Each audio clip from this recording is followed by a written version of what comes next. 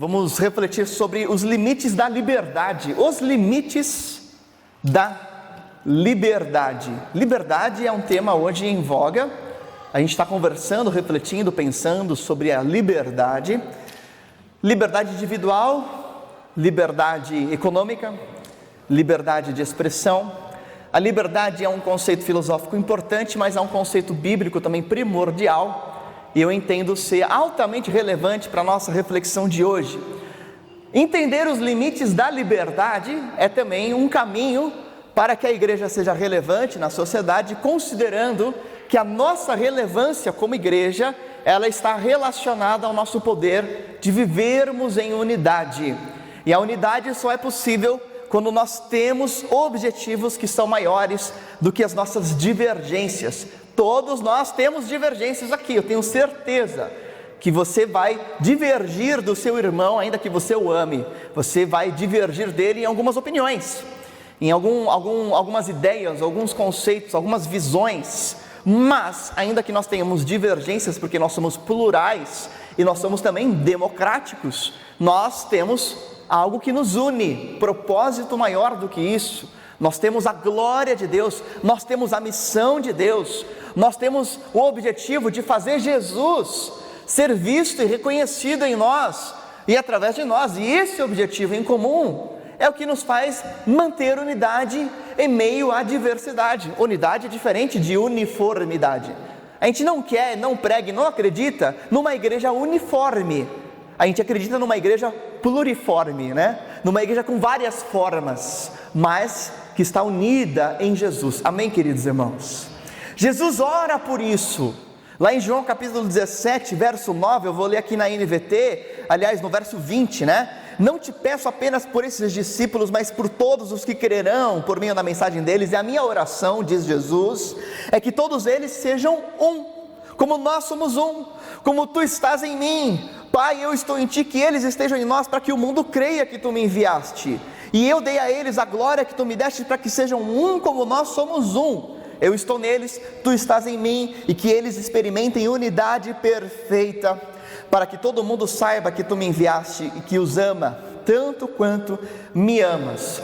Então veja que Jesus, ele trabalha a ideia de unidade perfeita e unidade que revela a glória de Deus e unidade que é madura. Nós já estudamos o conceito de maturidade na ideia de perfeição, na ideia de ir até o fim. O apóstolo Paulo nos explica como é que eu vivo unidade em maturidade lá em Filipenses, trabalhando a ideia de que só há um caminho para você ser maduro e viver unido ao outro, que é considerar o outro superior a você, o que não significa você se autodepreciar, mas aprender a aprender com o outro.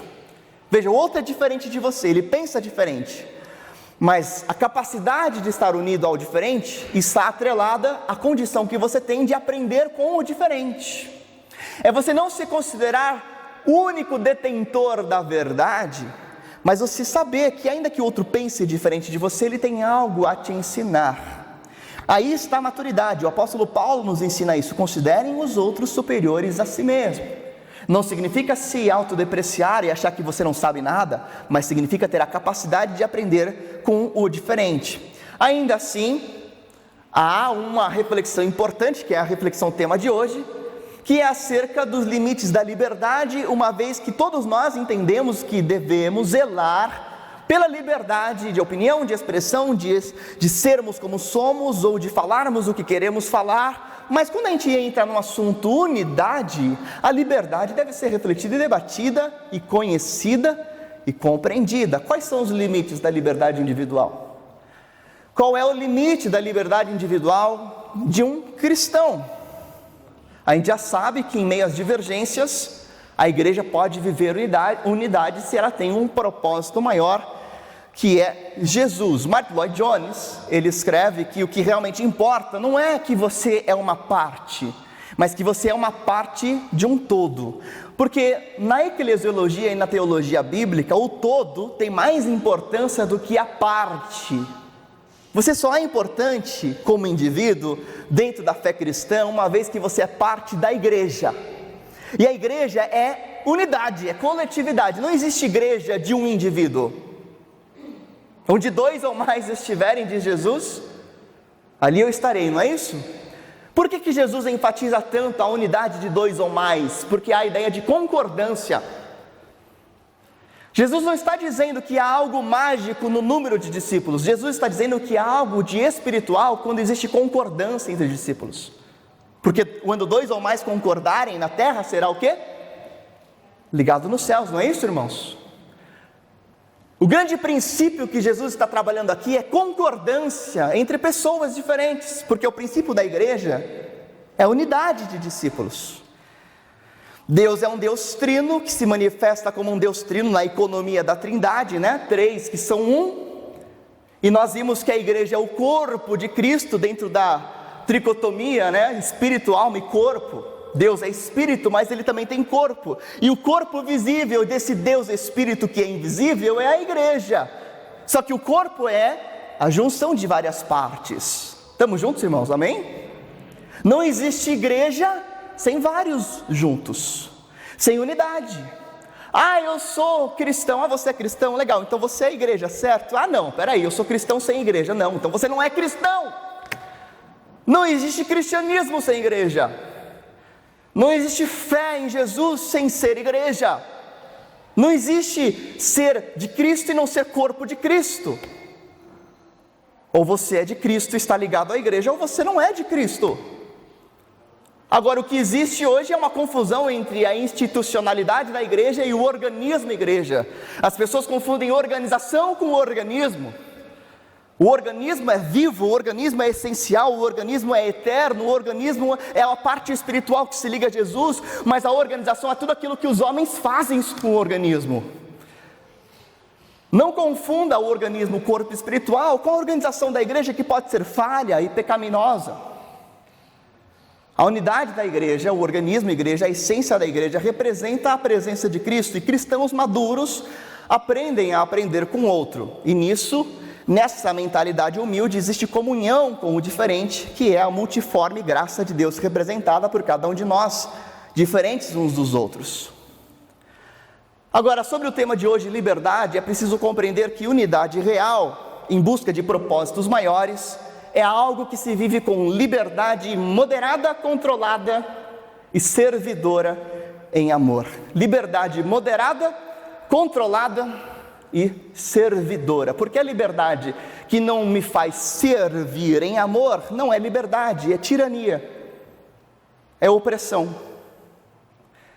Unidade em divergências é algo possível a partir da máxima de Rupertus Meldenius, que eu já citei anteriormente, né? A gente está estudando Reforma Protestante, e ele disse algo muito válido para os dias atuais, que eu repito para os irmãos hoje. Ele disse o seguinte: no essencial, unidade; nas opiniões, liberdade; e em todas as coisas, o amor. Vocês podem dizer amém para essa frase? Sim ou não? No essencial, unidade; nas opiniões, liberdade; e em todas as coisas, o amor. Obviamente que essa frase fora de contexto pode ser muito bem a base para o liberalismo teológico, para o universalismo, se você não entende o que é essencial.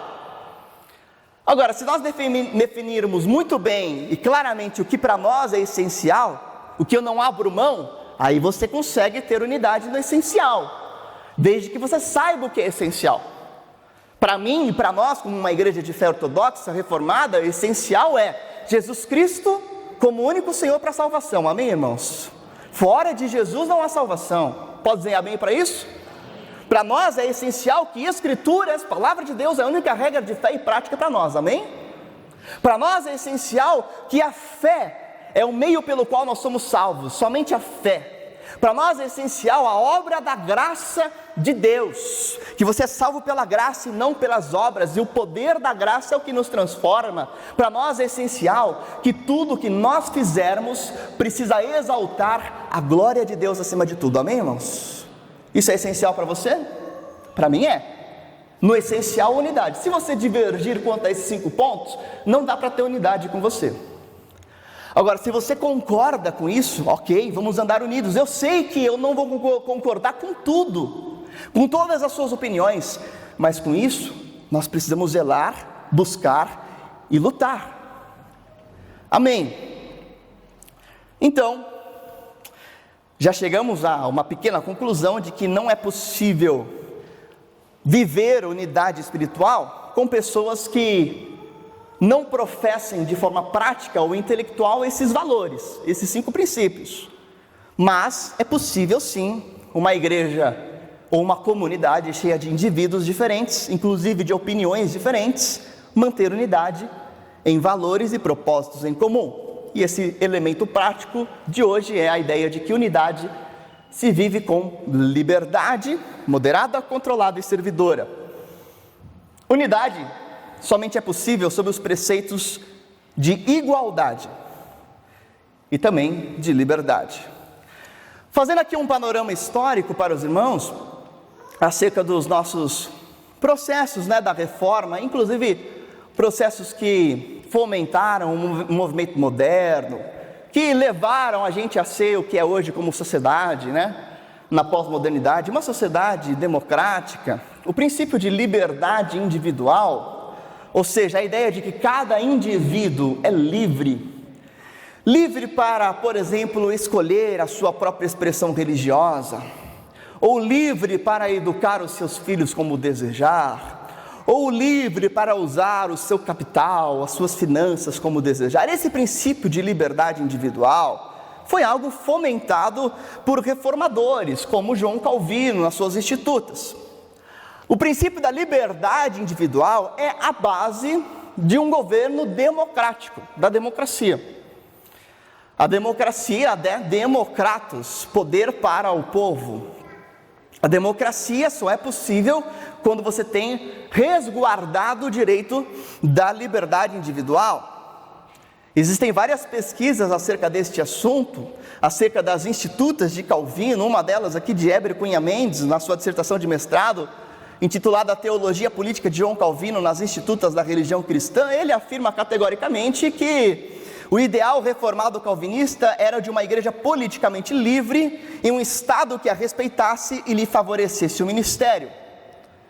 Calvino, reformador de Genebra, ao organizar a igreja reformada, contribui para a criação da democracia representativa moderna, justamente por causa da ideia da liberdade individual. Ele foi um dos precursores do conceito de que os ministros, os pastores, os líderes da igreja precisavam ter um reconhecimento do povo.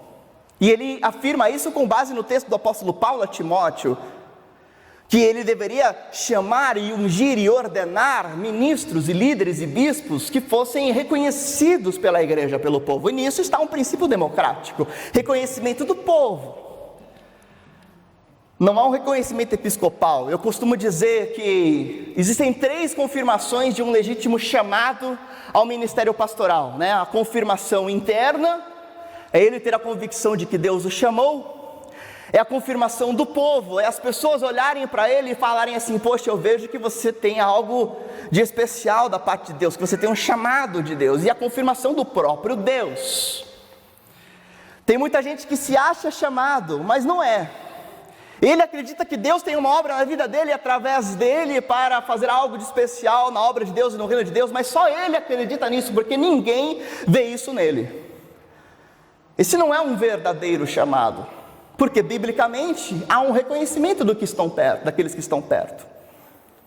Mas de fato, o que é então a democracia como forma de governo? É importante lembrar aos irmãos que democracia é o primado da maioria, mas não é a tirania da maioria. Democracia é o primado da maioria, é o governo que dá privilégios à voz da maioria, resguardados os direitos da minoria. Porque se você dá voz e privilégios à maioria, mas não resguarda os direitos da minoria, você não tem democracia, você tem apenas uma tirania, uma opressão. Porque resguardar o direito da minoria é resguardar o direito à liberdade individual. Se você quer ser livre, garanta que todos sejam livres. Se você quer viver a liberdade como uma verdade bíblica, teológica e espiritual, garanta que a sua liberdade também garanta a liberdade para o outro. Também conceda a liberdade para o outro. Em resgate a esses princípios elementares da reforma protestante, e de um aspecto agora bíblico-teológico, Algumas afirmações, elas se tornam fundamentais para a relevância da igreja e para a prática da unidade dela em maturidade. Primeira afirmação é que é necessário uma igualdade de todos os homens diante de Deus. Para que a gente possa viver o espírito da reforma protestante, o sacerdócio universal, para que a gente possa viver esses elementos essenciais da nossa fé, é preciso entender que todos somos iguais perante Deus. Amém? Concordam com isso? Segunda afirmação importante: é preciso um chamado à liberdade moderada e controlada. E terceiro, a realidade do sacerdócio universal de todos os cristãos. Olha só, sobre esse primeiro aspecto, igualdade, eu quero ler com os irmãos 1 Coríntios capítulo 12, verso 12 a 13, quando o apóstolo Paulo escreve o seguinte, 1 Coríntios capítulo 12, verso 12: Ora, assim como o corpo é uma unidade, embora tenha muitos membros, e todos os membros, sendo muitos, formam um só corpo, assim também com respeito a Cristo. Pois em um só corpo todos nós fomos batizados em um único Espírito, quer judeus, quer gregos, quer escravos, quer livres, e a todos nós foi dado beber de um único Espírito. O apóstolo Paulo está salientando aqui que não há diferença social, não há diferença etnológica, não há diferença de etnias, não há diferença, não há distinção, não há diferença de gêneros perante Deus, porque todos os que foram batizados em um único Espírito, sob o mesmo Cristo. Ele salienta aqui, não há judeus, não quer gregos, quer escravos, quer livres, todos beberam de um único Espírito. Paulo está salientando a igualdade entre todas as pessoas perante Deus. Quem eram os judeus, quem eram gregos? Eram classes distintas. Os gregos eram uma classe ainda um pouco mais predominante, a filosofia gregos, romanos naquela época. Judeus estavam sobre um regime, de império dos romanos.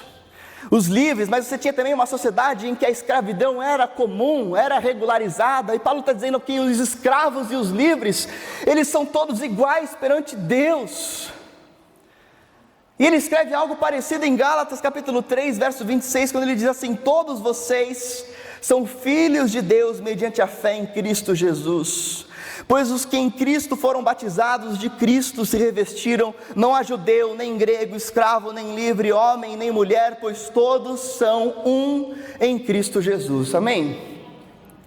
Não há judeu, não há grego, não há escravo, não há livre, não há homem, nem há mulher, porque todos são um em Cristo Jesus. Agora, obviamente, que se você pega essa discussão, esse texto, essa afirmação, e traz, para os dias atuais, sem uma necessária hermenêutica, sem uma interpretação equilibrada, você vai dizer que Paulo está defendendo um movimento feminista, porque está dizendo, olha só aqui, Paulo está dizendo que não há homem nem mulher, porque todos são iguais. Sim, Paulo está dizendo que homem e mulher são iguais perante Deus, mas o mesmo Paulo afirma que homem e mulher têm funções diferentes. Igualdade de valores com funcionalidades diferentes, com funções diferentes. O mesmo apóstolo Paulo escreve em Efésios capítulo 5 que ao marido, ao homem foi dada uma função diferente das mulheres. Veja que Deus nunca trabalhou a ideia de valores diferentes, Ele trabalha que todos têm o mesmo valor, embora a diversidade de pessoas tragam funções diferentes, mesmo valor com funções diferentes. Não existe pessoa mais valiosa do que outra para o reino de Deus. Não existe alguém que seja mais importante do que outro no reino de Deus, mais valioso do que outro. Todos são iguais perante Deus, embora tenham funções diferentes. Em relação a esses movimentos sociais, o rompimento dos pronomes de tratamento, que coisa mais confusa isso, Não se pode mais usar ele ou ela, Essa desconstrução do gênero, essa desconstrução da função, uma luta desgovernada pela igualdade, sem lutar pela igualdade de valores. O mesmo princípio se aplica para tantas outras coisas, como por exemplo, como é que você vai viver um casamento pós-moderno, em que mulheres hoje são mais independentes, têm acesso ao trabalho, inclusive conseguiram acesso a lideranças em suas empresas. Como é que você resgata esse princípio atemporal das Escrituras de homem como cabeça num casamento? Um momento em que existe uma grande omissão masculina e uma grande emancipação feminina. Quer dizer que não dá mais agora para viver o princípio bíblico, uma vez que boa parte das famílias brasileiras tem as mulheres como sustentadoras do lar. Então não dá mais para viver o princípio bíblico por causa disso. Não, eu quero mais que as mulheres ganhem mais dinheiro mesmo. Tem que ganhar dinheiro, tem que trabalhar, lógico que tem. Mas isso não fere um princípio espiritual de responsabilidade, de amor altruísta, de direcionamento e visão que Deus concedeu aos maridos. O que é preciso hoje é cobrar mais dos maridos e não massacrar as mulheres. Exigir que os homens sejam homens de verdade. Agora, sobre o aspecto 2, liberdade moderada e controlada. O apóstolo Paulo exorta em 1 Coríntios capítulo 6, verso 12. Tudo me é permitido, mas nem tudo convém. Tudo me é permitido, mas eu não deixarei que nada me domine. Amém para isso? Ele vai seguir o mesmo princípio de liberdade. Tudo é permitido, eu posso fazer tudo. Porém, existe um limite. 1 Coríntios capítulo 8, verso 9. Tenham cuidado para que o exercício da liberdade de vocês não se torne uma pedra de tropeço para os fracos. O limite da liberdade. Tenham cuidado, 1 Coríntios 8, 9, para que o exercício da liberdade de vocês não se torne uma pedra de tropeço para os fracos. E Gálatas 5, capítulo 5, verso 13. Irmãos, vocês foram chamados para a liberdade, mas não usem a liberdade para dar ocasião à vontade da carne. Pelo contrário, sirvam uns aos outros mediante o amor. Vocês foram chamados para a liberdade, mas não usem a liberdade para legitimar os desejos pecaminosos. Porque a liberdade que apenas legitima o pecado não é liberdade espiritual. É mais uma vez escravização aos próprios desejos. 1 Coríntios capítulo 10, verso 23, tudo é permitido, mas nem tudo convém. Tudo é permitido, mas nem tudo edifica. E ninguém deve buscar o seu próprio bem, mas sim os dos outros. Na prática, a pessoa madura, a pessoa equilibrada, a pessoa que entende o que é ser livre, o que é liberdade verdadeira e espiritual, é a pessoa que tem a capacidade de ceder sempre que necessário, de forma a não ofender, ao mesmo tempo em que ela mantém integridade para transmitir a palavra de Deus. É preciso integridade ao que você crê, sem ser ofensivo com o seu relacionamento e com as suas palavras. Eu lembro do Warren Wiersbe quando ele escreve que verdade sem amor é brutalidade, e amor sem verdade é falsidade. Se você fala a verdade isento de amor, você vai ser bruto. Se você só ama sem falar a verdade, você vai ser hipócrita. Você precisa de verdade em amor. Amém? Efésios capítulo 4. Antes, seguindo a verdade em amor, sigamos a Jesus Cristo. Cresçamos naquele que é o cabeça, Jesus Cristo. Agora, um terceiro elemento fundamental que a reforma nos trouxe, além da liberdade moderada e controlada, além da igualdade, é o princípio do sacerdócio universal.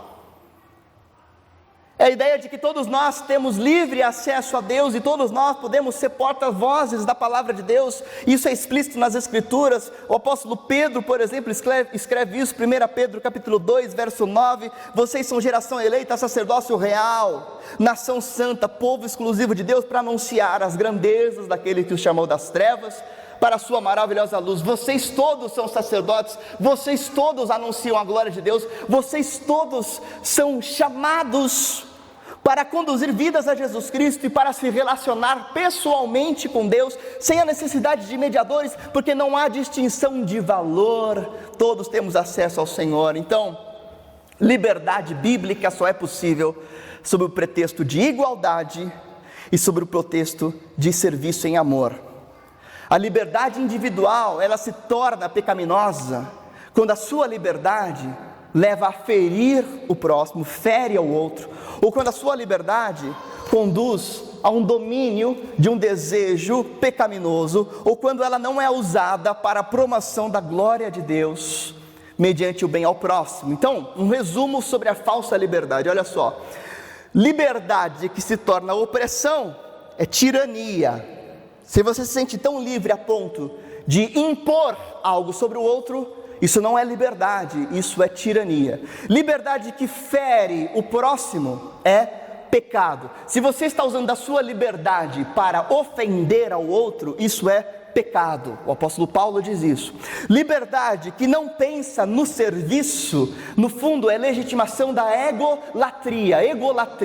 Se você usa da sua liberdade não para servir ao outro, a sua liberdade é só pretexto para a sua egolatria.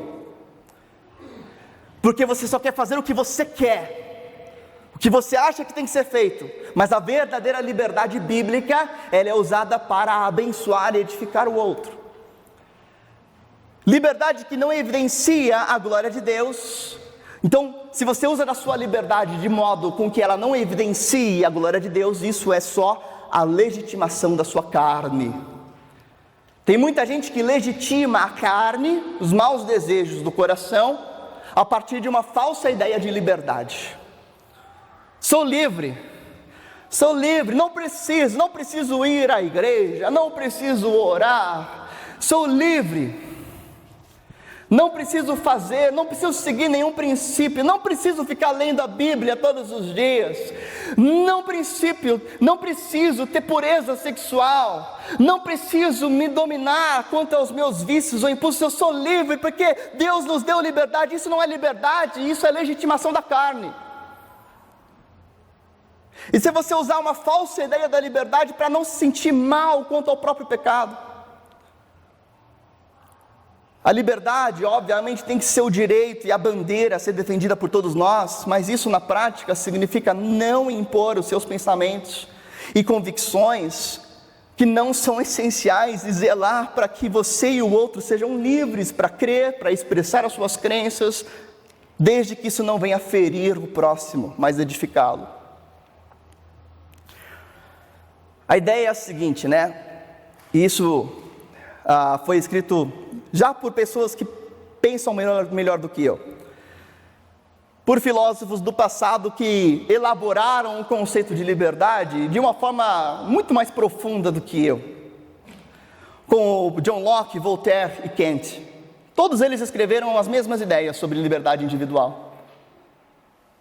A ideia é o seguinte, que todos aqueles que refletiram sobre a ideia da liberdade tiveram um conceito de que tudo deve ser aceito, ou toda religião deve ser aceita, exceto aquela que pregar a violência e a destruição da própria sociedade.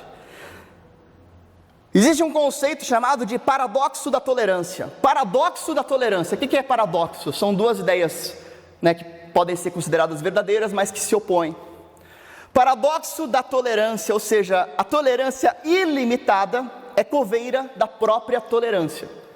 O que é tolerância ilimitada? É quando você tolera tudo e a todos, em qualquer prática, em qualquer expressão, em qualquer palavra, em qualquer atitude. Isso é tolerância ilimitada. Se você defende a tolerância ilimitada, você vai matar a própria tolerância. Como assim? Bom, é o seguinte, imagina que você dá liberdade, você mora lá no meio da selva, e você dá liberdade você mora na savana africana, e tem um leão faminto que mora perto de você, mas você é um grande defensor da liberdade, e você fala assim: todos os seres vivos têm que ser livres, e todos têm que ser livres, só que você está zelando pela liberdade de todos, inclusive daquele que pode ser o seu opressor. Aí você fala assim, todo mundo tem que ser livre, inclusive o leão, a gazela, os pássaros, os peixes e os seres humanos. Aí você fala assim, o leão está chegando perto. Você fala assim, não, o leão tem que ser livre. Aí o leão vem e come você, come o seu parente. Você fala assim, não deixa o leão, porque o leão é livre. Aí no dia seguinte o mesmo leão vem e come sua avó. Aí você fala assim, não, deixa o leão, porque o leão é livre, todos os seres têm que ser livres. No dia seguinte esse leão vem e come seu filho. Você fala assim, não, o leão tem que ser livre, liberdade. A defesa da tolerância ilimitada vai acabar com a própria tolerância. Porque se você legitima o opressor, você mata a sociedade. É necessário o direito de não tolerar o intolerante. Não tolerar o intolerante. Isso é um paradoxo. Na comunidade multicultural tolerante, em que tudo deve ser tolerado, nós temos que acreditar que tudo é tolerado, menos os intolerantes. Eu lembro do Lloyd Jones, mais uma vez, ele disse assim, se você não tem opiniões, você não é um cristão. Um cristão é um ser de opiniões. Você tem que ter as suas convicções. Quanto à fé, quanto à Bíblia, quanto à verdade, quanto às Escrituras, quanto à salvação única em Jesus Cristo. Você tem que ter a sua opinião. Mas se você é opiniático, você é um péssimo cristão. Quem é o opiniático? O opiniático é aquele que se orgulha da opinião a ponto de ferir o outro. Um cristão que não tem opiniões não é cristão, mas um cristão opiniático é um péssimo cristão. Aquele que impõe as suas ideias, ferindo as outras pessoas. A liberdade desenfreada pode conduzir à ruína pessoal e social. Você tem que amar a verdade, não a sua opinião. E às vezes, amor pela verdade te leva à concessão, porque você quer que Jesus seja glorificado. Jesus seja exaltado, não a sua capacidade intelectual. Vocês sabem que, trazendo ainda mais uma ilustração sobre o conceito de liberdade, Frank Sinatra, ficou famoso por uma música chamada I Did It My Way, Eu fiz do meu jeito. Vocês sabem essa canção, Não vou nem arriscar cantar aqui. A canção diz assim, apesar de tudo eu fiz do meu jeito. Eu escolhi os meus caminhos. Eu fiz do jeito que eu queria fazer. É curioso que tem até ex-presidentes americanos que escolheram essa canção no dia da posse. Vou fazer do meu jeito. Mas um fato também bem curioso sobre a biografia de Frank Sinatra é que ele que ficou famoso por essa canção, Vou fazer do meu jeito, quem o acompanhou nos seus últimos minutos de vida, anotou que as suas últimas palavras foram as seguintes: eu estou perdendo, I'm losing it, estou perdendo. Frank Sinatra, no dia 14 de maio de 1998, foi vítima de uma parada cardíaca, e as suas últimas palavras foram: estou perdendo. Curiosamente ou paradoxalmente, o desejo desenfreado de fazer tudo do nosso jeito vai nos levar a perder tudo. Vai nos levar a perder tudo. A falsa liberdade te conduz à perdição completa. Queridos irmãos, para orarmos, alguns pontos são importantes dessa reflexão que eu quero relembrar. Primeiro, a democracia é um princípio oriundo da nossa herança de fé reformada e sem dúvida deve ser defendido. Está ligado ao preceito da liberdade individual, do sacerdócio universal. As Escrituras, elas nos revelam não existir uma distinção entre as pessoas, porque todos são iguais perante Deus, uma vez que tenham sido regenerados por Cristo, amém? Todos são iguais perante Deus. Se você não está em Cristo, você é pecador como todos os pecadores que nascem em pecado. Se você está em Cristo, você é igual a todos os regenerados, remidos somente pelo sangue e mérito de Jesus. Não há distinção de valor entre as pessoas. E a igualdade pressupõe liberdade individual, que biblicamente é expressa em amor, em moderação e em serviço ao próximo. A nossa liberdade O fato de sermos livres, e somos livres, e vivemos num país com liberdade, e eu duvido muito que não tenha liberdade religiosa no Brasil, e que um dia isso chegue a ser uma verdade. Não tem como maioria ser oprimida, ser opressa. Esse discurso de que os cristãos estão sendo opressos é falso, porque cristão hoje é maioria no Brasil. Nós temos liberdade. A ideia é, nós temos liberdade religiosa. Onde não tem liberdade é no campo missionário, né? Nosso missionário está aqui. Quer saber o que não é liberdade religiosa? Pergunta como é que é lá no campo. Vê como é que é ser igual ao Brasil. Se é isso mesmo que a gente vive no Brasil. Se a gente vive perseguição no Brasil. Não vivemos. Agora, o fato de nós termos liberdade religiosa, o fato de nós termos liberdade em todos os aspectos, aonde isso está nos levando? O que a liberdade que nós temos tem produzido em nós? Onde a sua liberdade está te levando? A liberdade pode ser uma maldição, ao invés de ser uma bênção.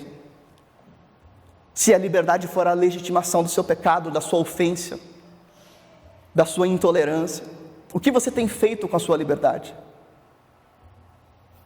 Então, meus irmãos, viva uma verdadeira liberdade que não legitima o pecado, que não fere o próximo.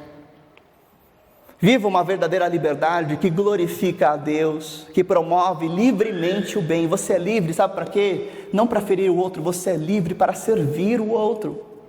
Se você quiser, você pode fazer o bem para quem você quiser. Você pode fazer o bem para um kardecista, você pode fazer um bem para um muçulmano, e você pode fazer um bem para um cristão. Mas não, a gente quer usar a nossa liberdade para ferir. A gente quer usar a nossa liberdade para ter o direito de falar o que quiser, independente das consequências. Ao invés de usar a nossa liberdade para o bem. Ao invés de usar a nossa liberdade para lá e doar uma cesta básica.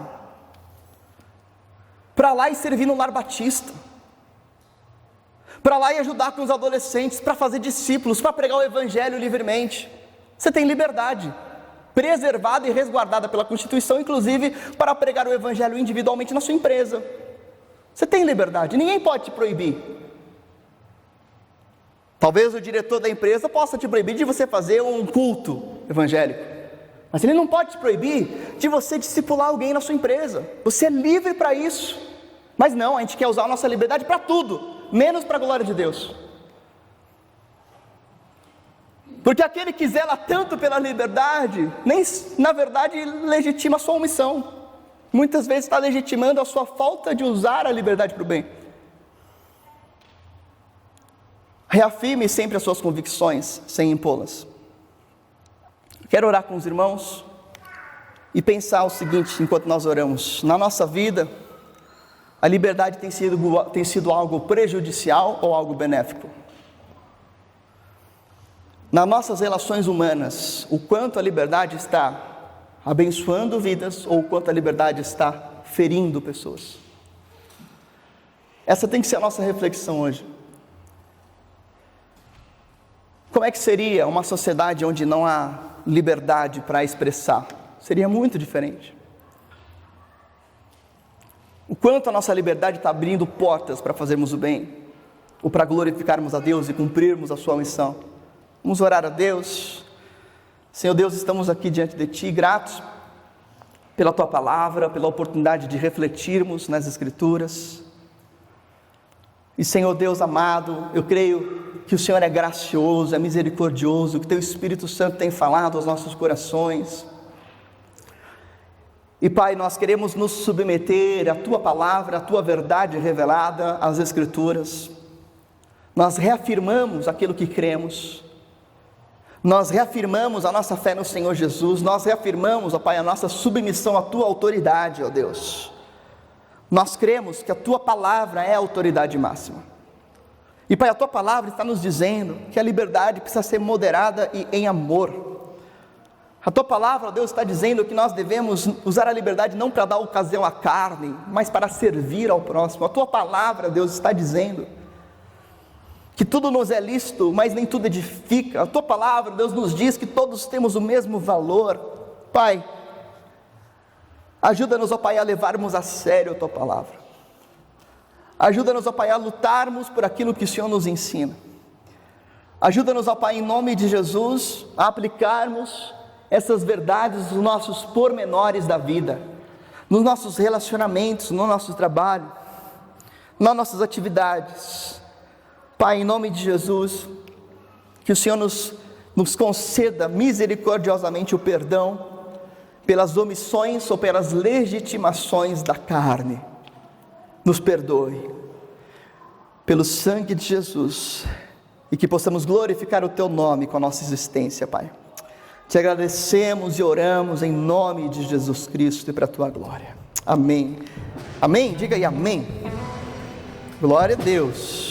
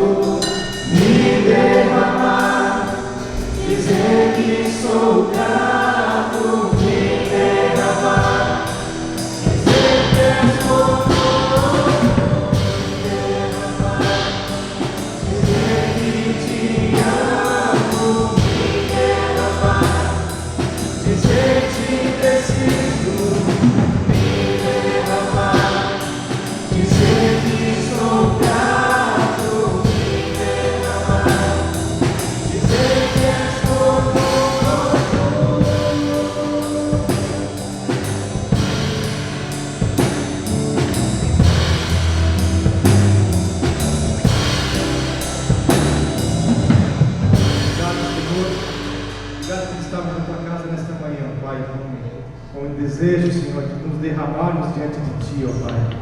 Ó Pai, nos abençoe, Senhor, nos guarde Nos dê, Senhor, a Tua palavra nesta manhã, Senhor, que a Tua palavra entre, Senhor, em nossos corações e possamos, ó Pai, não somente aqui, ó Pai, mas possamos transmitir a Tua palavra, Senhor, àqueles que não Te conhecem, ó Pai.